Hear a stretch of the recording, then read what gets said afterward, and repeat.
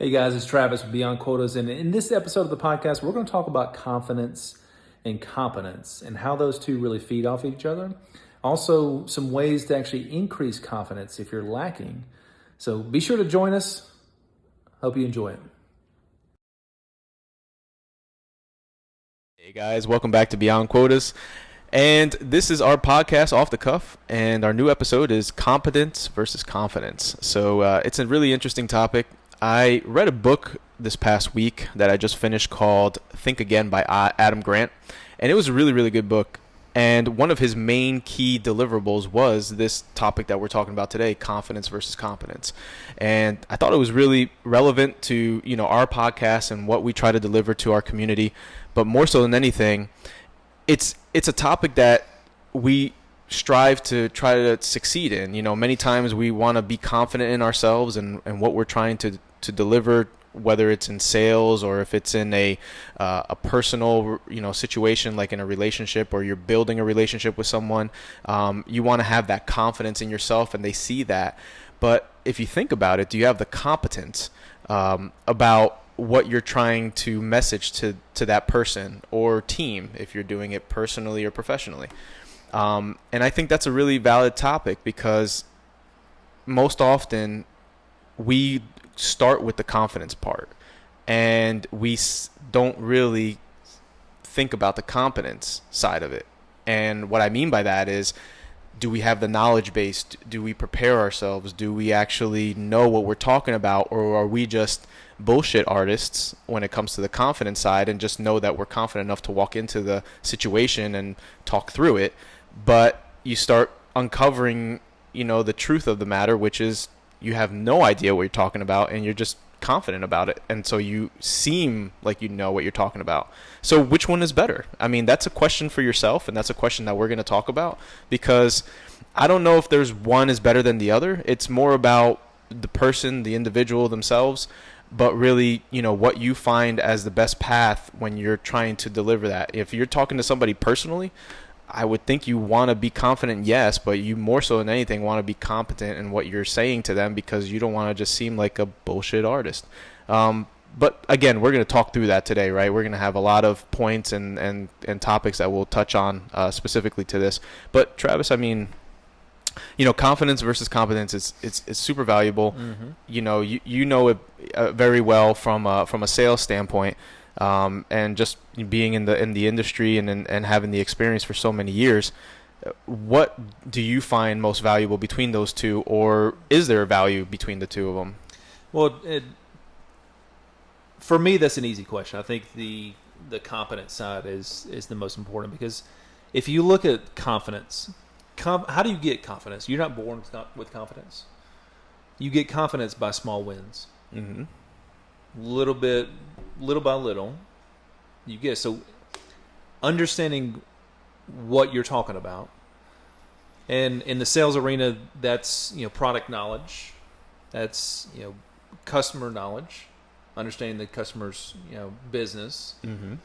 and properly planning for the meeting.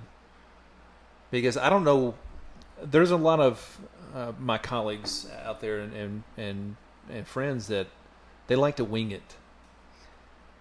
I'm not going to lie, like I can't wing shit. Mm-hmm. Like absolutely not. Right. And my favorite is like if you tell me to give a random speech, dude, good luck. It ain't happening. Right. Because that again, it's you gain the confidence knowing what you're like if you know what you're talking about, you have the confidence to do that. In my experience, if you walk in there just confident but have no idea what you're talking about, you're a con artist. Mm-hmm. You're not a salesperson. Right. You're not doing anything for the customer. You're not doing anything. Let's move away from sales. You're not doing anything for the person across from you, mm-hmm. that you're talking to. Right.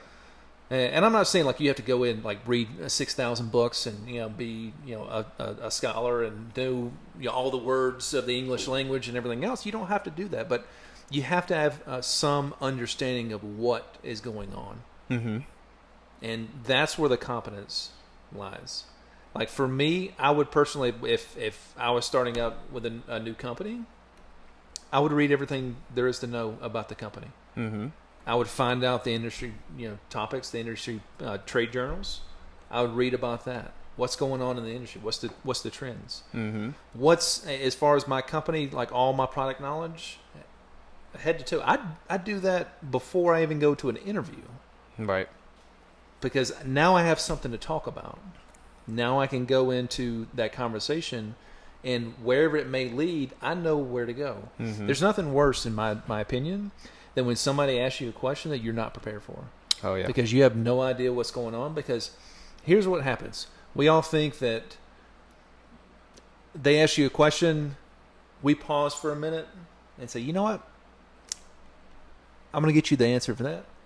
But chances are pretty good that your body language, your expressions, were fear. Because those micro expressions you can't fake. And that at that point you've lost the confidence in the customer. Mm-hmm. So that's, for me, I have to have competence before I go to confidence. No, and I would agree with you completely. And to kind of flip the script, if you think about it from the confidence side of the spectrum, you'll have a scenario where, let's just say John walks into a bar, okay? Mm-hmm. John goes and he's a very confident person. By no means is he shy or not willing to discuss or just start talking to somebody, whether it be man or female, it doesn't matter, right? Mm-hmm. But then John goes and, with his confidence level, and he's exuding that he's by no means afraid of having a certain conversation. He starts having those conversations with individuals. Well, he starts entering a conversation where he's unaware of the information, right? Let's just say it's John walks in, he's having a conversation with Joe, and John's and Joe just brings up politics, right? Mm-hmm. Yeah, the differences between Democrats and Republicans, and I'm not by no means trying to go into that world right now. What I'm just saying is as a example, as they're talking, let's say John is very strong in his feeling on the Democratic side. He just feels like he knows it best, but he really doesn't. He doesn't have the facts and the information. All he really knows is that he's Democrat and he's confident that he's a Democrat, and that's it, right? Okay, great. But the problem is that now Joe does have the facts. Joe is now providing him information about what the Republicans can do in their party to, move the world, or not the world, move the country a little bit closer to what their goal is. Sure. At least for what the Republican Party's focused on. Yeah. But for John to combat that, John's just saying, oh, well, in the news they talked about this, and in the news they talked about that. But is that relevant information, or is that even true information? Or even worse, he's talking about like, oh, you're stupid. Right. You're stupid for being Republican. Right. Rather than having an open dialogue and talking about that. Right. And so, sorry for that pause, everybody. Mm-hmm. So no, and that's the point, is that John is now all of a sudden starting to show his true colors, right? Mm-hmm. Because not only is he not so confident anymore about what he's saying, but now he's kind of backpedaling. Now he's like, oh man, now Joe really sees the true side of me. I don't have enough ammo in my back pocket to feed any more information to him because I don't know. Mm-hmm. But I'm going to keep going with this confidence. And then, again, going back to, like you said, with the customer, you start showing your true sides. And that's where the confidence can only go for so long. Because at a point or another, you'll start showing your true colors because you're not competent enough within that conversation to deliver the data and the points that you're trying to make. Sure. Because you're just simply confident with it. That's great. And again, I am not by any means saying that confidence is not valuable. I think, like you said, competence is confidence, mm-hmm. right? So if you're competent enough, then your confidence level is going to be there because you know what you're walking into, and that's the valuable. One thing, let me like to your point with John, that whole scenario with the bar and things like that, and this just came to my mind. And like, if you're confident in yourself. That's an inward look. Mm-hmm. If you don't understand others and have empathy for others, and understand, like, you don't have to necessarily read the news every day, and I honestly suggest that you shouldn't. Mm-hmm. But if you don't know how to extend a conversation, you don't have any opinions about things. It's an inward look. Like, you can be confident, but you're going to talk about yourself. Right. You're going to find yourself switching the conversation over to yourself about the things that you do. Mm-hmm. And that's another way of looking at it. And again, it's competence in my mind is not necessarily, a scholarly thing. It's not, knowledge of all types or whatever. I think you should have a broad spectrum of kind of understanding what, where things are and what, what's going on in society and things like that. But again, I think the competence just, it builds the confidence. And if you're struggling with that, obviously that's something where you should start, like, understanding what you're saying. Well, and I would say to that, many times people are kind of reluctant to deliver a message because they don't know enough information, and that's perfectly fine. That's when that confidence piece comes in, because it depends on the situation and the scenario that you're in. If you're in a scenario where you're under a pinch and you might have not had the opportunity to collect the data, have that knowledge to deliver, well, then at least start preparing yourself with the confidence side of yourself. Because if you do that, you at least will come across as aware of what you're trying to say, and might be able to fudge it enough that you can prevail in what you're trying to achieve. Because if you're in an interview and you didn't take the time, or it was a quick turnaround of an interview request and you just weren't able to collect the data, it's fair. It's happened. It's how you respond to that situation and how you walk into that interview that will change potentially your future. Because at the end of the day, if you go in there without the competence, then that is where the confidence does become valuable. And again, it's interesting because we're kind of going back and forth, and the reason why we're doing that is because we're trying to shed the light on both sides, right? Sure. We're trying to give everybody an understanding about the value on both sides, because I don't think that there's one that's better than the other. If I were to say one is better than the other, it would be competence over confidence. But at the end of the day, competence is confidence. So that's kind of a two-part. But and again, getting those two together. Correct. Together. Right. So if you're heavy on one side, get the other. Correct. Same thing. Exactly. Compensating for either. Yeah. Yes. But going to that point, if you walk into that interview and you haven't done the necessary steps to prepare yourself, then at least the confidence provides some ability. So now you're overcompensating yourself with the confidence as we're talking. Sure. So because you don't have that competence level.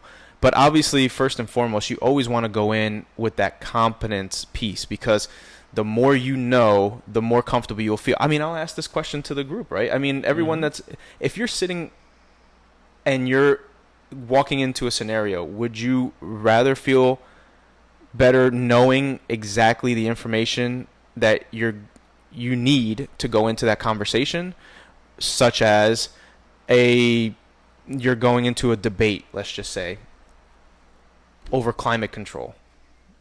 Random example, right? But very random. Yeah, it's very, very random, but it's true. I mean, you're going into a debate, you're going to go into a conversation where it's going to be climate control.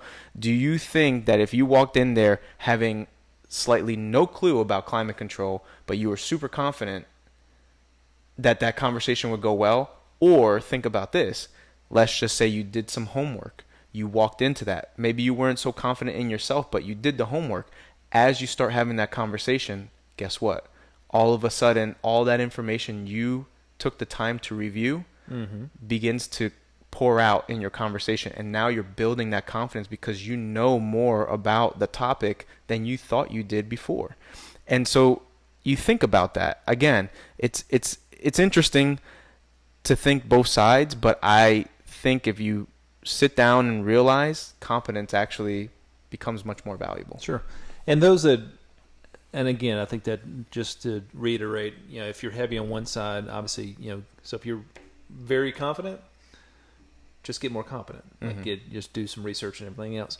Same thing. If you're not very confident, this is the thing that, as far as salespeople goes, because salespeople, you have to have competence in order to succeed. There is no ifs, ands, or buts. It has to.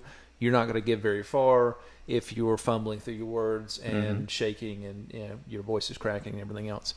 I'll be honest with you, I was that person when I first, because in my mind, my brother was the talker of the family. He could literally talk to a wall. If he heard an echo, he could bounce off. He's just good. Right. And I used to watch him like, how the hell do you do that? I don't even know what to say. Like, because I don't know.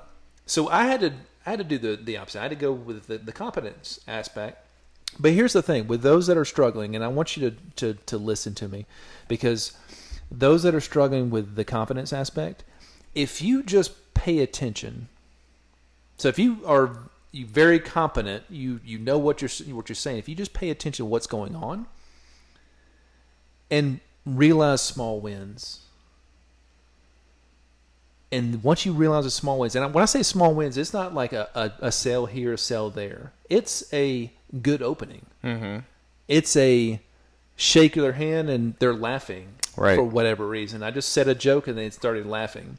If you pinpoint that and you actually picture that and remember that, and then that same night, review that of all the stuff that went on, I promise you, within a week, the confidence is going to soar. You're not going to go into a CEO's office, tomorrow morning, but you're going to be there. Yeah. And here's another thing with as far as the talking goes, and we may end up go an hour with this because I'm on a roll here, but the talking aspect, I used to kind of get back to our point as far as me having struggles as far as like wondering what to say.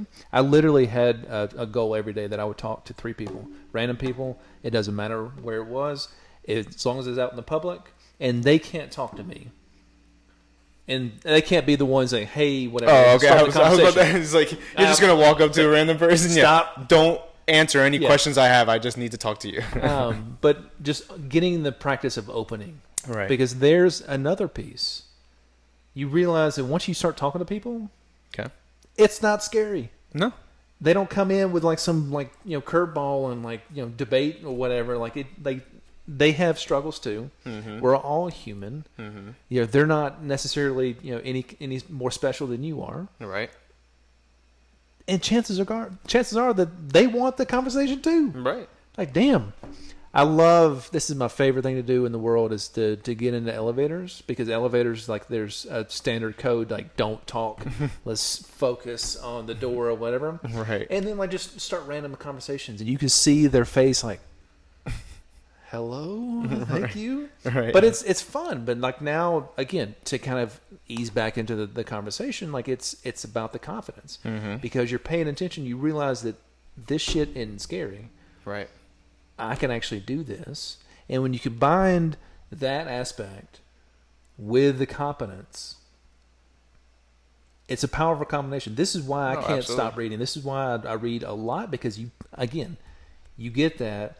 And now you're unstoppable. Right. Now there's no quota that you can't, crush. And we're going to talk to you a lot more about this, later on, obviously, in our podcast. But that's it. It's huge. And I love it. Absolutely. Anything else on that? No, I mean, I know that you said that you were going to run an hour, so I'll reel it back a little bit, because obviously we only have a certain amount of time here. But yeah, we don't. We want to be mindful, and I mean, it's a great topic. I mean, it's absolutely something that it's valuable to listen to. It's valuable to think about. It's something that you should be thinking about in any situation, whether it's personal or professional. Obviously, from a sales side, it's key, absolutely key, 100%. To realize the differences between the two, but then also understand how you can compensate for one over the other in the scenario that you're in. So, and you made a valid and absolute great point to that, Travis. So I appreciate that. To that, I want to make sure that we don't have any other great ideas or anything before we cut off here. Do you have anything you want to end with? Anything specific you want to let the team know out there? Well, I mean, I think just some steps, and we'll put this up on our website, but like it's, confidence is the key to all success. You have to have that. And I don't want to sit there and say, obviously, that you have to have confidence first. I just say that confidence builds the confidence. The confidence is success. So just some small ways to obviously build that confidence up is obviously building your competence, building your knowledge base. Again, talking to random people, just getting a feeling of joy inside you. I love Brendan Burchard. He talks about bring the joy, feel the joy. He talks about it a lot, but that is it. And affirmations on putting up on the mirror and everything else, and like I'll do that a handful of times, but like it's really just a feeling. I'm good enough. I'm here. I'm ready. I'm gonna crush it. So that's the key. So like just small things to build. And again, we're going to put this up later on, but some easy steps to take, because it is important to everything in your life, not just sales, not just your career, but everything. That's how you get and meet people. Again, we talked about before, nothing stands in isolation. Like life is not in isolation. You can be a hermit for a while, but sooner or later that shit gets boring. Right. You have to be around people. So having that confidence to be around people. So yeah, I agree.